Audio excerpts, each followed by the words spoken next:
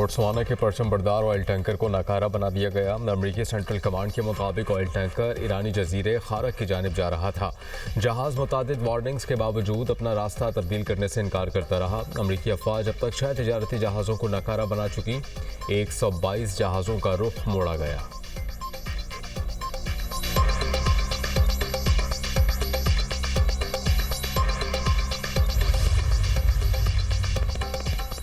ईरानी media के मुताबिक ईरानी जजीरे कशम के करीब धमाकों की आवाज़ें सुनी गई हैं। कुवैत ने कहा है कि फ़ज़ाई दिफाई निज़ाम के ज़रिए मिसाइल और ड्रोन को मार गिराया गया।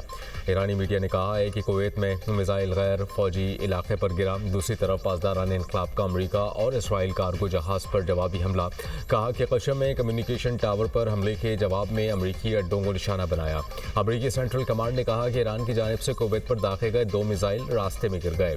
बहरीन पर दागे गए 3 मिसाइल अमरीका और बहरीन फोर्सेस ने मार गिराए। ईरान ने 3 ड्रोन हमले बहरी जहाज़ों पर किए जिन्हें नाकाम बना दिया गया।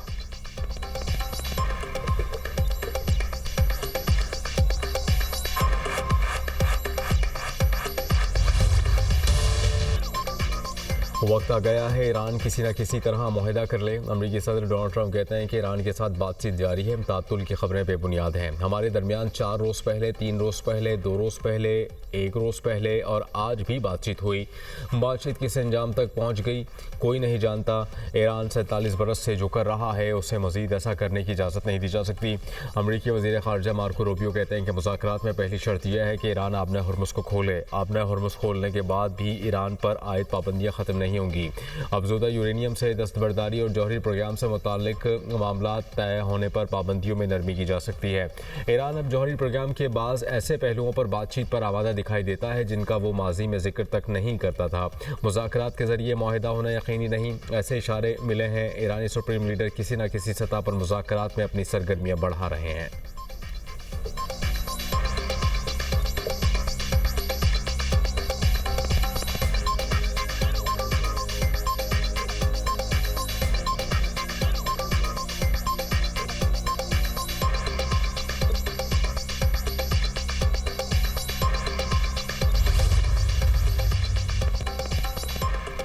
अमरीकी सेनेट में वज़ीर ख़ारजा मार्को रूबियो से सख्त सवालात। ईरान जंग पर ट्रंप पॉलिसी को शदीद तनक़ीद का निशाना बनाया। अमरीका ईरान जंग ख़त्म हो चुकी, मुज़ाकरात की भीख नहीं मांगी जा रही।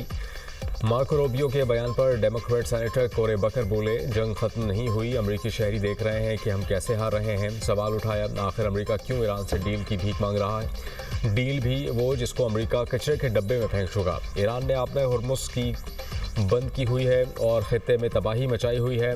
डेमोक्रेट सेनेटर क्रिस वैन हॉलन ने ईरान जंग को गैर दानिशमंदाना और ख़तरनाक करार दिया। कहा कि सच ये है कि ट्रंप की ख़ारजा पॉलिसी मुकम्मल तौर पर बंद हो चुकी है।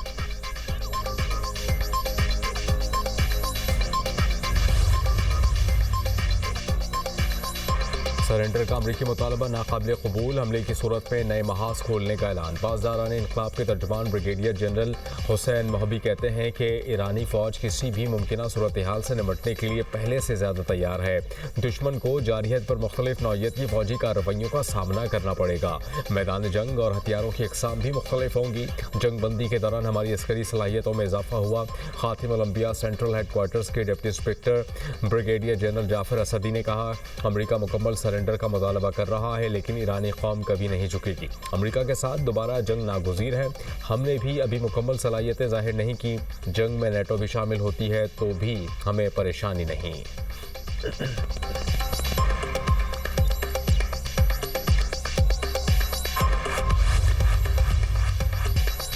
मैदान में आ गए सियासी पहलवान। गिलगित बल्तिस्तान में इंतखाबी सरगर्मियां रोश पर। नवाज शरीफ का गिलगित में जलसा। बिलावल ने स्कर्दू में मैदान सजा लिया। चेयरमैन PTI बैरिस्टर गौहर भी एक्टिव।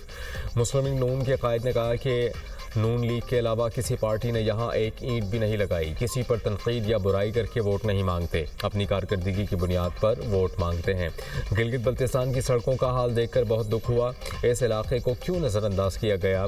हमने हाइडल पावर मंसूबे शुरू किए, वो अब तक मुकम्मल क्यों नहीं हुए। शहबाज शरीफ से कहूँगा यहाँ के अंदर एयरपोर्ट को बड़ा करें। हमारी हुकूमत बनती है तो हर दूसरे माह यहाँ आऊँगा। बिलावल भुट्टो का नाम लिए बगैर तंज कहा कि एक मेहमान आए हैं, कहीं बुरा ना मान जाएँ। पीपल्स पार्टी पार्टी के मंसूबे भी गिनवा दिए। एक वजीर ने आकर बताया कि 100 मेगावाट बिजली बनाना मेरे दाएं हाथ का काम है। प्रोफेसर साहब, ये आपके दाएं हाथ का काम है तो अभी तक किया क्यों नहीं?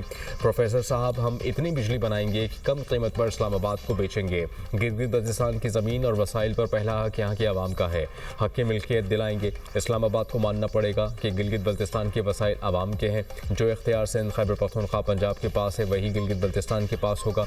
बदकिस्मती है, हुक्मरान बेनज़ीर इनकम सपोर्ट प्रोग्राम ख़त्म करना चाहते हैं। हम बेनज़ीर इनकम सपोर्ट प्रोग्राम को बचाएंगे।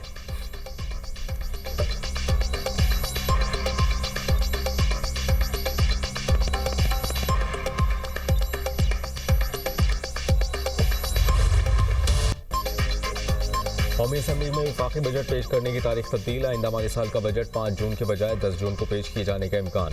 वफाकी बजट कब पेश किया जाएगा, हुकूमत हतमी फैसला ना कर सकी। हुकाम कौमी असम्बली सेक्रेटेरिएट का कहना है कि अभी तक कौमी असम्बली बजट इजलास की तलबी का समन नहीं मिला। कौमी इक़्तिसादी काउंसिल का आज होने वाला इजलास भी मौखर। हुकूमत के IMF के साथ PSDP और बजट पर दोबारा मुज़ाकरात।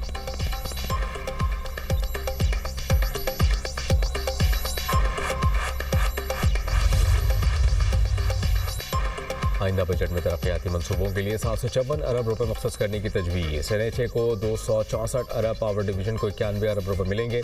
आबी वसाइल डिवीज़न के लिए 179 अरब रुपए मुख्तस किए जाने की तजवीज़। दस्तावेज़ात के मुताबिक सूबों और स्पेशल एरियाज़ के लिए 251 अरब रुपए रखने की का तखमीना। सूबाई मनसूबों पर 99 अरब रुपए खर्च किए जाएंगे। जमशुदा अजला के लिए 66 अरब रुपए मुख्तस करने की तजवीज़। आज़ाद कश्मीर और गिलगित बल्तिस्तान के लिए 86 अरब रुपए मुख्तस होंगे। ज़राए के मुताबिक वज़ीर आज़म PSDP में 200 अरब रुपए इजाफे के ख्वाहां। FBR ने 200 अरब इजाफी रेवेन्यू जमा करने से इनकार किया। वज़ीर आज़म ने बजट एडजस्टमेंट के लिए वज़ारत ख़जाना को हिदायत दी। IMF ने PSDP बढ़ाने पर मज़ीद रेवेन्यू हदफ मांग लिया।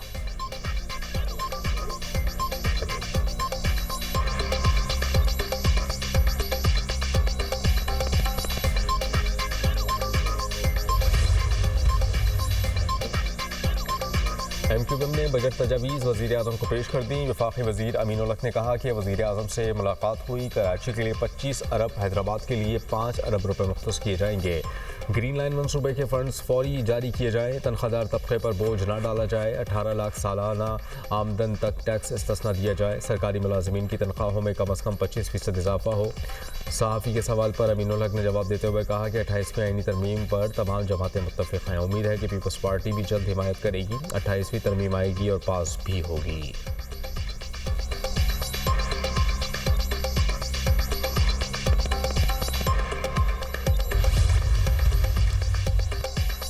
सनती तरक्की और बैरूनी सरमायाकारी में इजाफा नागुज़ीर।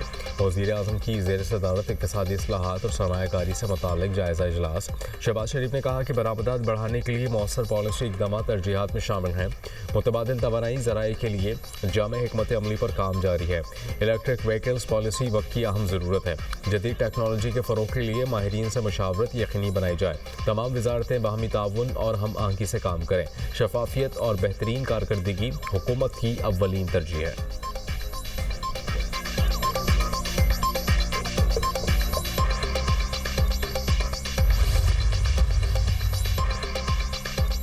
ताजिरों के लिए खुशखबरी। हुकूमत ने दुकानों और कारोबारी मराकज़ की बंदिश का वक्त बढ़ा दिया। दुकानें, बाजार, मार्केट, शॉपिंग मॉल्स रात 9 बजे तक खुले रखने की इजाज़त। शादी हॉल्स और तकरीबात के मकामात रात 10 बजे तक खुले होंगे। रेस्टोरेंट्स और खाने पीने के मराकज़ रात 11 बजे तक खुले रखने की इजाज़त।